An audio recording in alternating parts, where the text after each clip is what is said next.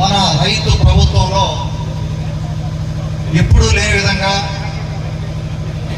ఖరీఫ్ పంట ధాన్యం కొనుగోలు కేంద్రాన్ని మొదలుపెట్టడం జరిగింది ఈరోజు ఇక్కడ. ఇప్పుడు వేడి గారు చెప్పినట్టుగా రెండు వచ్చున్నాయంటే 2 ధాన్యం కొనుగోలు సెంటర్లు జలదంగి మండలంలో.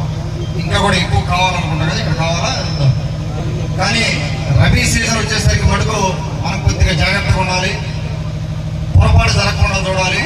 సరైన టైంలో రైతుకి మనం ఇవ్వాల్సింది సరైన టైంలో సరైన విధంగా మనం రెస్పాండ్ అవ్వాలి.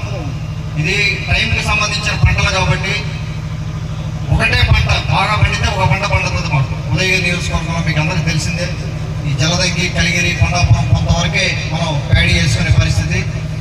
కాబట్టి వాళ్ళకి తగిన అవసరాలు తీర్చాల్సిన బాధ్యత మన మీద ఉంది. రైతు ప్రభుత్వంలో ఖచ్చితంగా అది జరిగి తీరుతుంది, ఎక్కడ ఇబ్బంది లేకుండా. అదేవిధంగా ఏడీ గారు చెప్పినట్టుగా ఆ యూరియా యూసేజ్ కూడా ఎకరానికి 3